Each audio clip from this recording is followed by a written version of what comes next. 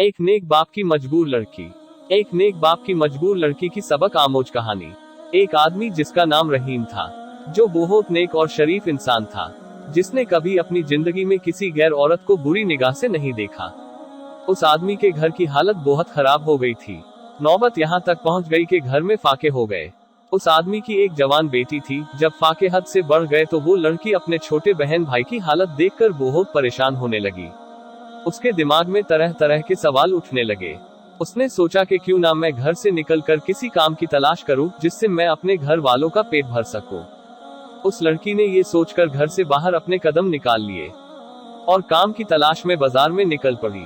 कभी किसी के घर में काम मांगने गई तो कभी किसी की दुकान में, मगर किसी ने उसे काम नहीं दिया। वो थक हार कर अपने घर वापस लौट आई। कई दिन तक रोज वो ऐसे ही काम की तलाश में घर से बाहर जाती और शाम को थक हार के घर लौट आती। जब कहीं भी उसे कोई काम नहीं मिला तो वो लड़की गलत कदम उठाने पर मजबूर हो गई। दिल में इरादा करके घर से निकली कि आज मैं अपना शर्ट रीर बेचूंगी और कुछ खाना खरीदूंगी।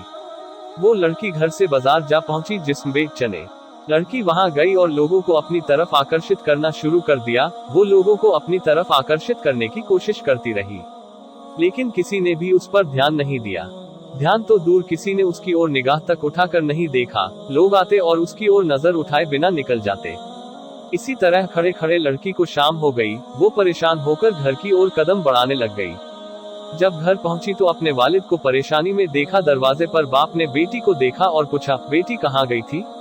लड़की अपने वालिद की बात सुनकर उनके पैरों में गिरकर रोने लगी और माफी मांगने लगी, और फिर रो रो कर सारा माजरा बयान किया कि अब्बा हुजूर, मुझसे अपने भूख से बिलखते हुए भाई बहन की हालत देखी नहीं गई और मैं मजबूर होकर जिस्म बेच चने गई थी, लेकिन एक भी आदमी ने भी मेरी तरफ नजर तक उठाकर नहीं देखा।